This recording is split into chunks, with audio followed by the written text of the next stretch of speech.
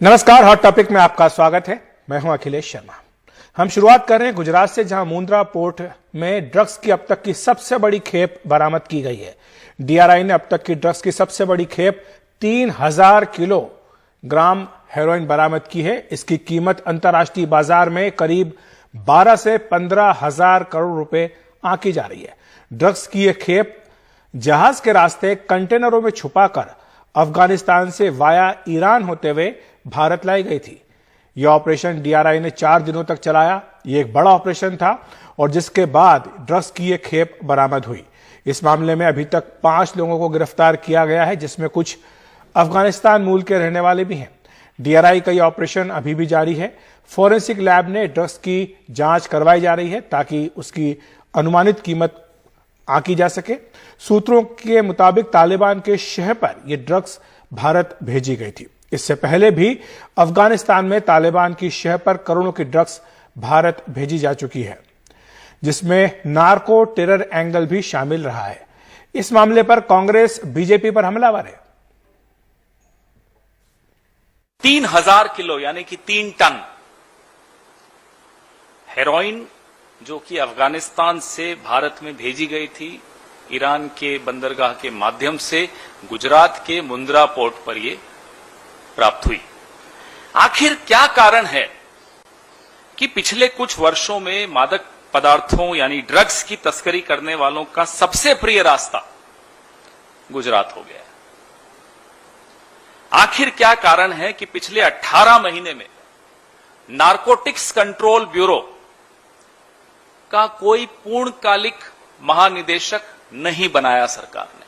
ये सबसे महत्वपूर्ण विभाग है, सबसे महत्वपूर्ण एजेंसी है सरकार की, जो कि मादक पदार्थों पर निगरानी रखती है।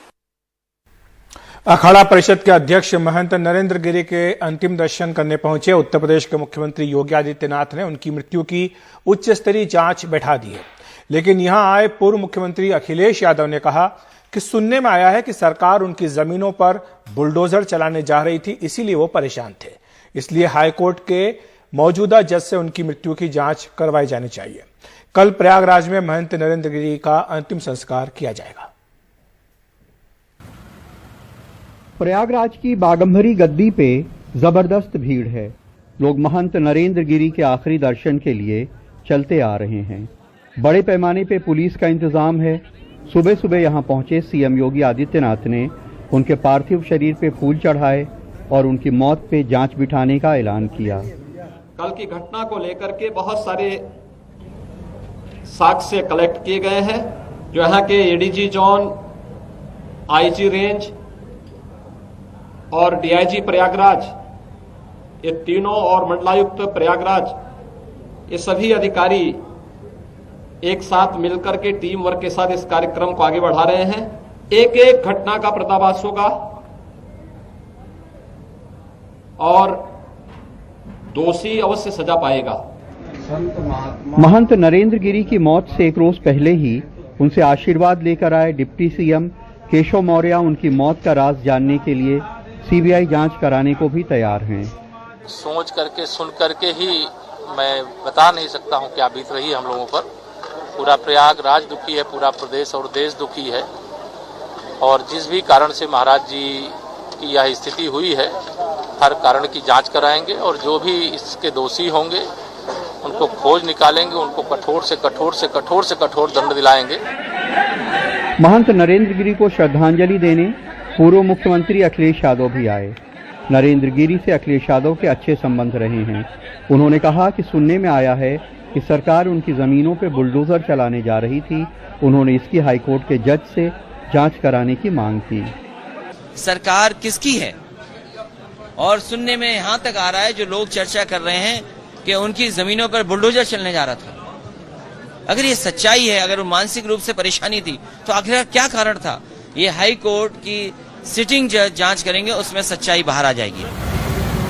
बाघंबरी मठ की सैकड़ों करोड़ की संपत्ति झगड़े की वजह बताई जा रही है।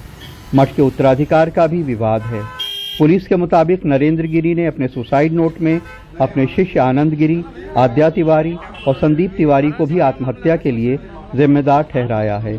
आद्या और संदीप तिवारी को पुलिस कल प्रयागराज में पकड़ चुकी है और आनंद गिरी के खिलाफ नरेंद्र गिरी के एक और शिष्य अमर गिरी ने आईपीसी की दफा 306 में आत्महत्या के लिए मजबूर करने के इल्जाम में एफआईआर करवा दी है।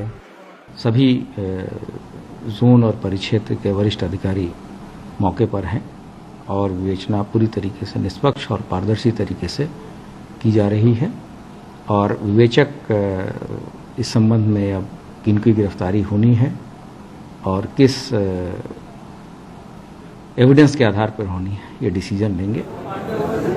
बाघम्बरी मठ पर देश भर से साधु संतों के आने का तांता लगा है। अयोध्या से यहां पहुंचे महंत धर्मदास ने कहा कि संतों का विश्वास है कि आत्महत्या नहीं बल्कि हत्या है। आत्महत्या तो हो ही नहीं सकता कि हत्या है। हत्या के नाना प्रकार होता है, उस प्रकार में एक ही मान लीजिए। तो आत्महत्या क्यों नहीं हो सकती आपको लगता है? वो वैसा काम ही नहीं कर सकते हैं। और आत्महत्या देखिए, जहाँ पर आदमी सोता है वहाँ पर सो रहे हैं, वहाँ उनका कमरा ऊपर है, यहाँ पर नीचे आकर के आत्महत्या क्यों करें? महंत नरेंद्र गिरी देश के सारे अखाड़ों के अध्यक्ष थे। लाखों आस्थावान की आस्थाएं उनके अंदर थीं, इसलिए जरूरी है कि इस विवाद का हल हो। उनकी मृत्यु को लेकर के जितनी आशंकाएं हैं दूर हों, अगर कोई दोषी हो तो उसे सजा भी मिले। प्रयागराज में नितिन और कैमरामैन राजेश गुप्ता के साथ कमाल खान, एनडीटीवी इंडिया। आइए अब उस आनंद गिरी के बारे में जान लेते हैं जिसे महंत नरेंद्र गिरी ने अपनी आत्महत्या के लिए जिम्मेदार बताया है। वह कभी उनका इतना प्रिय शिष्य था कि लोग उसे ही उनका उत्तराधिकारी समझते थे। पिछले कुछ समय से गुरु शिष्य के रिश्ते खराब थे। झगड़े का कारण बाघम्बरी मठ की सैकड़ों करोड़ की जायदाद बताई जा रही है। आनंद गिरी संतों में हीरो माने जाते हैं। फेयर, स्लिम, टॉल, लंबे बालों वाले खूबसूरत योग गिरी। नरेंद्र गिरी टीनेजर आनंद को हरिद्वार के किसी आश्रम से लाए थे। वो उनके सबसे प्रिय शिष्य माने जाते थे। हर कोई उन्हें उनकी गद्दी का उत्तराधिकारी समझता था, लेकिन गुरु से झगड़ा हुआ तो उसे धर्म युद्ध कहने लगे। आदिगुरु शंकराचार्य जी ने हम नागाओं को एक नारा दिया था, एक हाथ में शस्त्र एक हाथ में शास्त्र। आज ये विवाद गुरु शिष्य का नहीं है। मैं हार जाऊं या वो हार जाएं, मैं जीत जाऊं या वो जीत जाएं, इस बात पे नहीं है। बात इस पे है कि आज प्रयागराज की अस्मिता पे ये सवाल है। आनंद गिरी ने नरेंद्र गिरी पर बाघम्बरी मठ की 40 करोड़ की जमीन बेच डालने का आरोप लगाया। आनंद की तरफ से नरेंद्र गिरी पर ज्यादातर हमले फेसबुक पे वी सपोर्ट स्वामी आनंद गिरी और फैंस स्वामी आनंद गिरी नाम के फेसबुक पेजेस से होते थे। बीच में आनंद गिरी नरेंद्र गिरी को नार्को टेस्ट कराने की भी चुनौती देने लगे।